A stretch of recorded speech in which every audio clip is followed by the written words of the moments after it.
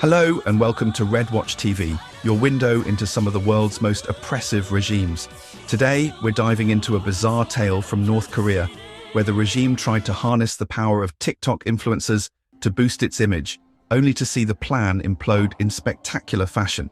If you're curious about authoritarian regimes, propaganda, social media, Kim Jong-un, or the quirks of international relations, you're in for a treat. From TikTok trends to North Korean censorship, this story has it all. Stick around for a wild ride through the Hermit Kingdom's latest misadventure. Let's set the stage. North Korea, officially the Democratic People's Republic of Korea, is a master of controlling its narrative. The state's media machine ensures that every image, every word, paints the Kim dynasty as infallible. From state television to carefully staged parades, the regime has long crafted a picture of a prosperous, united nation under the benevolent gaze of Kim Jong-un. But in the age of social media, where TikTok and YouTube dominate global attention, North Korea has had to adapt. You might have seen those oddly catchy propaganda songs, like the 2024 hit Friendly Father, which went viral on TikTok with lyrics like, "Let's sing Kim Jong-un, the great leader," as reported by BBC News.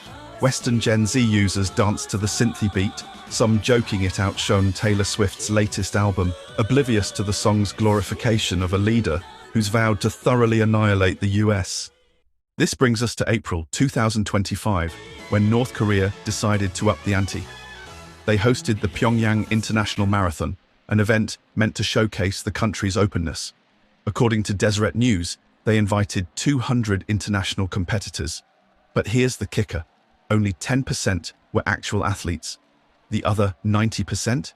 Social media influencers, many active on TikTok and Instagram, brought in to film content that would presumably paint North Korea as a vibrant, welcoming destination. The regime likely hoped these influencers would share glossy videos of Pyongyang's landmarks, like its towering statues or pristine streets, to their millions of followers, boosting tourism and softening the country's image. Enter Harry Jagged, a British influencer who joined the trip. As reported by Deseret News, Jagged noted that North Korean tour guides were utterly unprepared for the influencers' cameras. These content creators, used to filming every moment for their number FYP posts, didn't stick to the script. They recorded in unauthorized areas, think back alleys or less polished corners of Pyongyang, and asked questions that made their guides sweat. Imagine a TikToker, phone in hand, casually asking, "So, who's next in line after Kim Jong-un? His daughter?" Such questions about Kim's daughter or the regime's succession are taboo in a country where the leader is treated as a deity. The guides, trained to recite the glories of the Kim dynasty, must have been flummoxed, trying to steer the conversation back to approved topics like the marathon or the Yushe Tower. This culture clash is where the story gets deliciously absurd.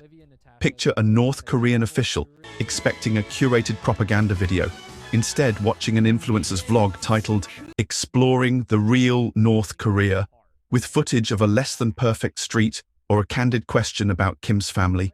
It's the kind of chaos that makes you wonder if the guides needed a stiff drink after each tour.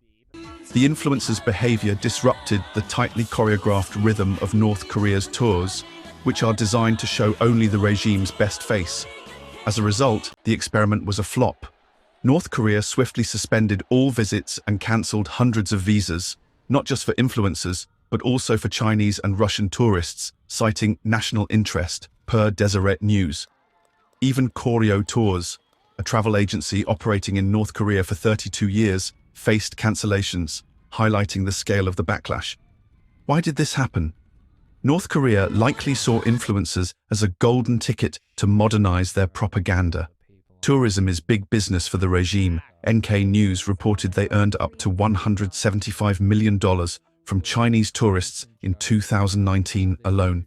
Inviting Western influencers could have tapped into new markets, especially after years of border closures post-COVID.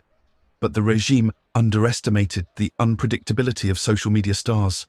Unlike state-run accounts like at North Korean Life, which racked up 227,000 followers and 4.9 million likes, with sanitized videos of North Koreans driving Audis or playing mobile games, per Daily Mail, influencers like Jagged operate on authenticity, or at least the appearance of it.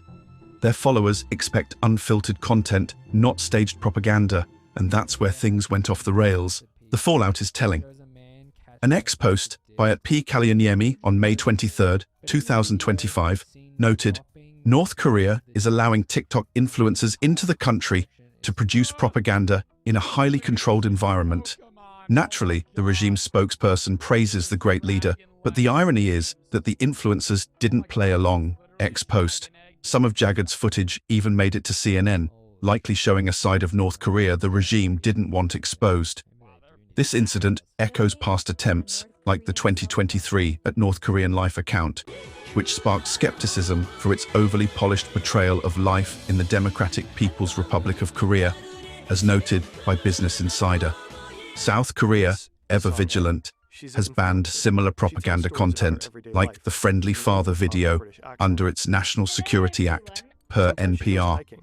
What's the bigger picture? This fiasco shows how hard it is for authoritarian regimes to navigate the digital age. Social media is a double-edged sword. It offers global reach, but demands a level of openness that clashes with North Korea's secrecy. The influencers' actions might have inadvertently challenged the regime's narrative, exposing cracks in the facade. For Western audiences, it's a reminder to question what we see online. That travel vlog from Pyongyang might look fun, but it's likely staged, or, in this case, not staged enough for the regime's liking.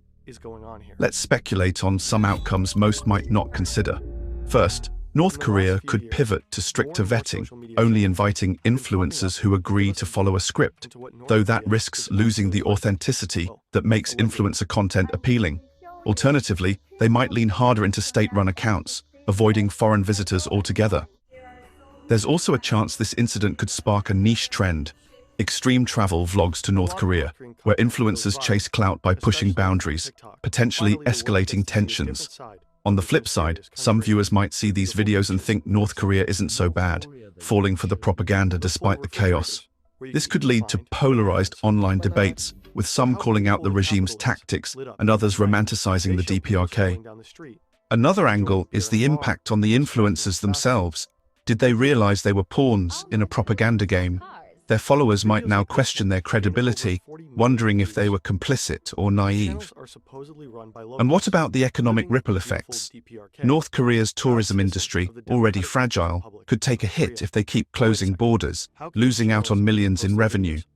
Yet, the regime's paranoia about image control might outweigh those losses. This story is a wild mix of humor and insight. The mental image of a TikToker grilling a nervous guide about Kim's succession is peak absurdity, but it also reveals the limits of North Korea's propaganda machine. So, what do you think? Will North Korea try this influencer experiment again, or have they learned their lesson? How is social media changing our view of secretive regimes? Drop your thoughts in the comments and don't forget to like and subscribe for more deep dives. For more revelations from the world behind the new Iron Curtain, watch one of these videos next.